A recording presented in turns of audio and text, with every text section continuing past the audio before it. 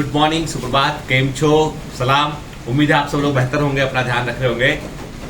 आज मैं बहुत दिनों के बाद जो है अपने जो है विंडो पर आया हुआ हूँ, जो हमारी बालकनी है वहां पर आया हुआ हूँ। बीच में अभी जब तक थोड़ा सा आज तो क्या पानी गिरा है ना, वो अभी जो साइक्लोन आया उसके चलते तो विंडोज हमने ओपन किया। अदरवाइज पहले ऐसा भी था कि वायरस हवा के अंदर है, इसलिए जो है वो थोड़े से ड्राई एयर चल रहा था, तो उस समय अपने विंडोज वगैरह बंद रख के एयर प्यूरिफायर घर में ऑन रखा हुआ था। खैर ठीक है, बच्चों की सुरक्षा के लिए।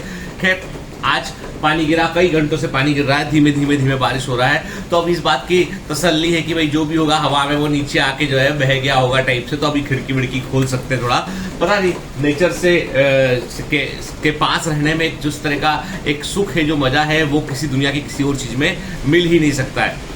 मिस किया मैंने, हालांकि मैंने अपनी इस विंडो को मिस किया, पता नहीं आपने किया है नहीं किया, पर मैंने इस हिस्से को मुंबई में आपको मतलब देखो छोटी जगह में क्या होता है, जो छोटे शहर है वहाँ पे आपके पास में सब बहुत सारी चीज़ें बहुत आसपास में अवेलेबल होती है। पर मुंबई में थोड़ा सा डिफिकल्ट होता है। जैसे मुंबई में आपकी जो लाइफ होती है वो एक फ्लैट जैसे लंबे टावर में ही जो है मोस्ट ऑफ द टाइम आप अपने घर में रह रहे हैं। अभी तो समझ लीजिए कि लोगों को ऐसा लग रहा है जैसे कि वो जेल में कैद हो गए कई, मतलब बहुत, क्योंकि ऑलमोस्ट समझ लीजिए आपकी जो ऑफिस थे वो उनको बंद हुए या वर्क फ्रॉम होम करते लोगों को जो है वो 1 साल से ऊपर हो गया है। खैर ये दिन भी गुजर जाएंगे। ये जो संघर्ष वाले पल होते हैं ना, ये हमको बहुत कुछ सिखाते हैं कि हमारी सहन करने की क्षमता क्या है, हम कैसे अपने आप को अडॉप्ट कर सकते हैं, एकोमोडेट कर सकते हैं। वो चीज़ें बड़ी इंपॉर्टेंट है लाइफ में जो है सबसे बड़ा मायना इसी चीज़ का है कि हम बदलती हुई परिस्थितियों के अनुसार अपने आप को कैसे ढाल पाते हैं। ये सबसे इंपॉर्टेंट चीज़ है।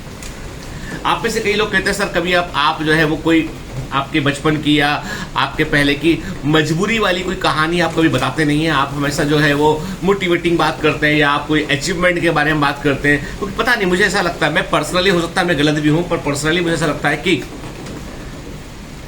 मजबूरी की कहानी सुनने पर है ना, हम एक चीज के लिए साइकोलॉजिकली अपने आप को तैयार करते हैं। वो चीज ये होती है कि यदि हम मजबूर हैं तो हम उस मजबूरी के दौर से गुजरने के लिए अपने आप को मेंटली सेट ऑफ करने की कोशिश करते हैं। इसलिए मैं कभी मजबूरी की कहानी नहीं सुनाता मैं, कि एक जमाना था कि मैं बहुत मजबूर था, मैं बड़ा परेशान था, तो फिर मैंने ये संघर्ष में ये बात नहीं करता। मैं ये बात करता हूं कि हम जो भी कंडीशन है, हम उस कंडीशन के से ऊपर जाने के लायक ही हैं। हम उस कंडीशन में जैसे भी अभी हम जहां पर भी हम उस कंडीशन में अपने आप को यदि फंसा हुआ पाते हैं ना, तो वो हमारी जगह नहीं है। बिलीव मी, वो आपकी जगह नहीं है। जहां कोई भी तरह की मजबूरी हो, किसी भी तरह की मजबूरी हो, वो आपकी जगह नहीं है। आपकी जगह उससे कहीं ऊपर, कहीं श्रेष्ठ, कहीं बेहतर जगह पर है। ठीक है, तो कहानी सुनिए, मोटिवेटिंग कहानी सुनिए जिसमें कि आपको अचीवमेंट होता दिखाई पड़े, इसमें कि ऊपर क्षितिज पे बैठा व्यक्ति दिखाई पड़े। वो कहानी सुनना चाहिए हमको, वो ही पढ़ना चाहिए। मुझे बड़ी निराशा होती है। मैंने अभी हाल ही में, पता नहीं, कोई बड़ी पॉपुलर लेखिका है अमृता प्रीतम, उनकी भी मैंने कुछ स्टोरीज पढ़ी मैंने। हालांकि मैं जो है उनकी लिखने का शैली का बहुत बड़ा फैन हूँ, लेकिन मैंने कुछ स्टोरीज पढ़ी मैंने, जहां पर मैंने है ना एक डेड एंड देखा कहानियों में, कि मतलब कहानी में कोई मजबूरी, कोई जो है वो पुराने समय की कोई ऐसी चीज जो कल्चर था उसको लेके फुल स्टॉप कर दिया गया। वो एक मूवी आई थी शाहरुख खान की, ओम शांति ओम। उस मूवी में एक बड़ा अच्छा डायलॉग था, यदि फिल्म की हैप्पी एंडिंग नहीं है ना, फिल्म की यदि हैप्पी एंडिंग नहीं है, मूवी की यदि हैप्पी एंडिंग नहीं है ना, तो उसका मतलब पिक्चर अभी बाकी है मेरे दोस्त। ठीक है, क्योंकि देखो कुछ भी हो जाए, जिंदगी भी वैसी होना चाहिए बॉलीवुड मूवी के समान, कि सब कुछ भी हो जाए, उठा पटक उल्टा, अंत में सब ठीक ठाक हो जाना चाहिए, तो ही मूवी हिट होती है। मैं मानता हूं कि जीवन भी वही हिट है बेटा, जिसमें कि अंत में सब कुछ ठीक ठाक हो जाए, वही जीवन हिट है। हम सबका जीवन भी एक बड़ी बिग स्केल मूवी के समान ही तो है। चलो आज हम बात करेंगे एक छोटी कहानी स्टोरी पे, एंड्रयू कार्नेगी की बात करेंगे हम। जानते हैं आप, एंड्रयू कार्नेगी जो है वो यूएसए के एक बड़े अरबपति व्यक्ति रहे हैं, और वो स्कॉटलैंड से अमेरिका आकर बसे थे।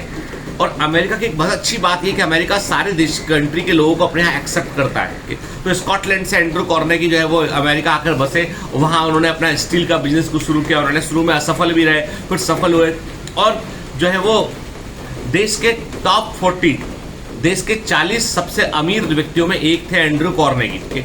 उनका एक बार टीवी में इंटरव्यू लिया गया, उनसे पूछा गया कि भाई आपकी सफलता का राज क्या है, यानी आप लोगों से कैसे डील करते हो। कि लोग कहते हैं कि एक बार जो एंड्रू कार्नेगी से मिल लेता है वो उनका फैन हो जाता है, वो उनके लिए कोई भी काम करने तैयार रहता है, वो व्यक्ति जो है वो अपने लिमिट से ऊपर जाकर काम करता है। ऐसा क्या है आपके अंदर, इंटरव्यू में पूछा गया। तो एंड्रू कार्नेगी ने बोला कि देखो ऐसा है, जब भी कोई व्यक्ति मुझे मिलता है तो मैं उसको जो है सोने की खान के समान ट्रीट करता हूं। तो वो कह समझ में नहीं ये बात हमको कि सोने की खान का मतलब क्या है। सोने की खान का मतलब ये है कि हर व्यक्ति में जो है वो आप कुछ ना कुछ बहुत अच्छी क्वालिटी छिपी होती है, और वो क्वालिटी जो है वो आपको ढूंढने के लिए आपको जो है टनों मिट्टी खोदनी पड़ती है। भाई आप जैसे गोल्ड निकालना आपको, तो गोल्ड निकालने इतना आसानी से थोड़ा गोल्ड मिलता है, गोल्ड के लिए बड़ी मेहनत करनी पड़ती है, टनों मिट्टी निकलती है, बर्बाद होती है मिट्टी, बाहर निकालते हैं, हो सकता ना भी मिले पर मिल जाता है। ढूंढते रहोगे तो हर व्यक्ति जो है वो उसमें आपको बहुत सारी गलत बातें दिखाई पड़ेंगी, ये भी गलत है, ये भी ठीक नहीं है, ये भी इनअप्रोप्रिएट है, वो भी इनअप्रोप्रिएट है, बहुत सारी बातें। तो इतनी सारी मिट्टी निकाल के बाहर फेंक देंगे तब आपको चमकता हुआ दिखाई पड़ेगा, हाँ भाई ये मिल गया मेटल, इसको प्रोसेस करेंगे तो गोल्ड मिल जाएगा हमको। बिल्कुल सोने की खुदाई करने के जैसा है किसी व्यक्ति को उससे डील करना। इसीलिए हमेशा फोकस आप गोल्ड पे रखिए, फोकस आप गोल्ड पर रखिए, फोकस आप उसकी मिट्टी पे मत रखिए। हम में से 99% लोग जो है वो मिट्टी पे फोकस होते हैं, अरे इसने ऐसा कर दिया, उसने वैसा कर दिया, झट झट झट झट झट हम अपने ओपिनियन बना लेते हैं।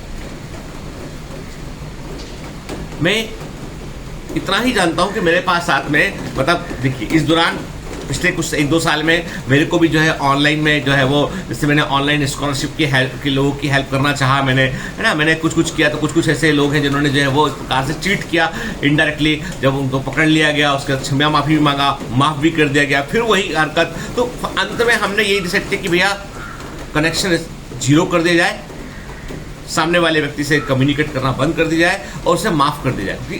फॉरगिवनेस जो है उससे बड़ी कोई चीज होती नहीं है। फॉरगिवनेस जो होती है वो हमारे हाथ में होती है। सामने वाले व्यक्ति का चरित्र बदलना, उसके इंटेंशंस को चेंज करना, वो हमारे हाथ में नहीं है। हमारे हाथ में क्या है, फॉरगिवनेस है, कि हम व्यक्ति को माफ कर दें, हम व्यक्ति को छोड़ दें, चलिए ठीक है जाने दीजिए। क्योंकि एक बात जरूर है, चोरी के पेट्रोल से जो गाड़ी चलती है ना वो थोड़ी चलती है, वो पूरी मंजिल तक नहीं पहुंच सकती है।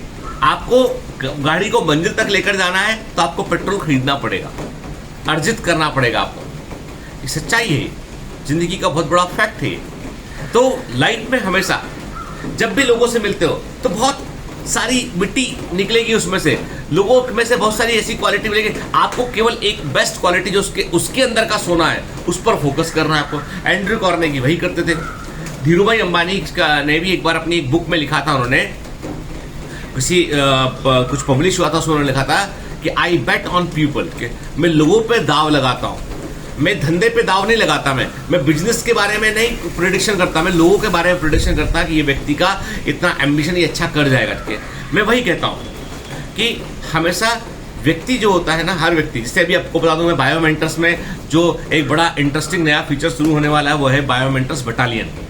बजा जाएगा आपको कि मतलब बटालियन का मतलब ये है कि बायोमेंटर्स में अब आपकी पर्सनलाइज केयर होगी। बच्चों के अलग अलग बटालियंस ग्रुप बचे होंगे और उन ग्रुप के अलग अलग कमांडर्स होंगे, और वो सभी कमांडर्स जो है वो आपकी एज से थोड़े ही बड़े होंगे। They all are medical students के, वो आपकी बटालियन के को बाकायदा नर्चर करेंगे, उसकी आपकी एक एक समस्या को, एक एक सिंगल बच्चे की समस्या को वो सुनेंगे भी से।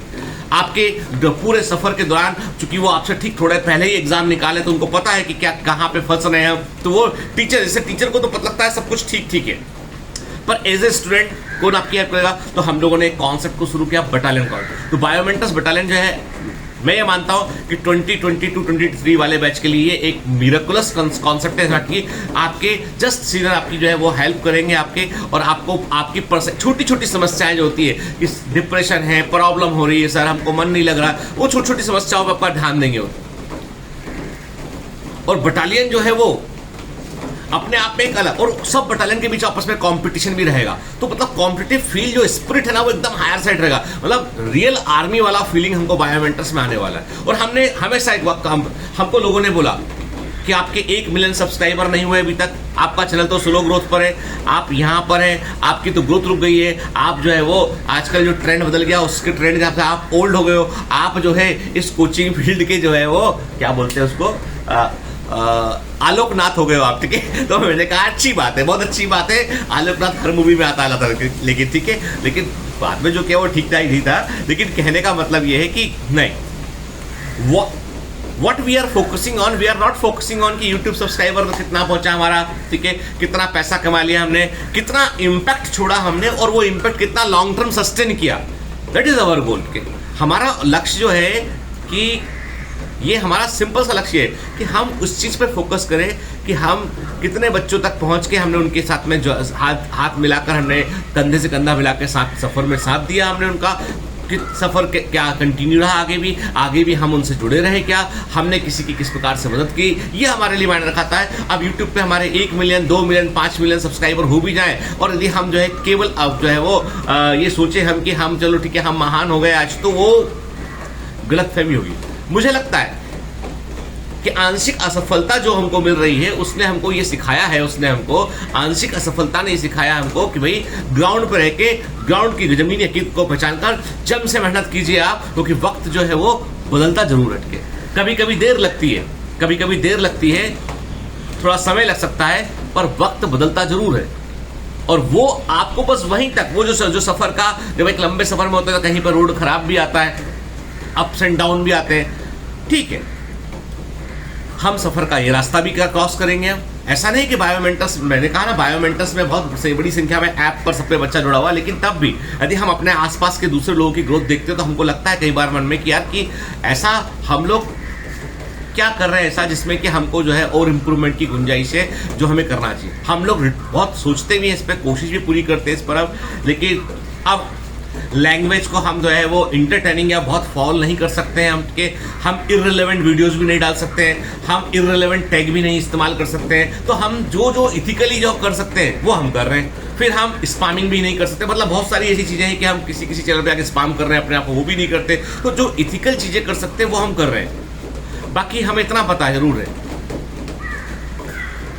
कि हम भी आसमान पे पहुंचने के लिए निकले हैं, एक दिन पहुंच जाएंगे। जो पहुंच चुके हैं बहुत अच्छी बात, बधाई है उन लोगों को, लेकिन हम भी आसमान के लिए निकले थे।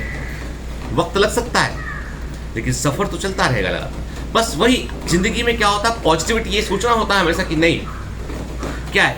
और मैं ये मानता हूं कि कई बार आपको जो है शुरुआती चुनौतियां जो होती है ना, आपको वो नई नई चीजें सिखाती है, आपको वो सिखाती है कि how to improve your self, के how to offer more value, कैसे आप अधिक वैल्यू जो है सामने वाले को असाइन कर सकते हैं। That is more important thing. तो एंड्रयू कार्नेगी का जो फंडा है कि लोगों को देखने के लिए हमको जो है वो मिट्टी हटानी पड़ती है, फिर सोना थोड़ा मिलता है हमको, के वो बहुत इंपॉर्टेंट कॉन्सेप्ट है। जिंदगी में याद रखिएगा, बहुत लोगों से मिलेंगे आप तो आप हर बार में मिलके एक नजरिया बना लेंगे, वो मत बनाइए, क्योंकि हर आदमी के पास सोना है, सोना हर आदमी के पास है। अब आपको पहचानना है कि सोना क्या है उसके। Have a great day, all the best. आ जाएगा ना, मजा है ना, ऑल द बेस्ट।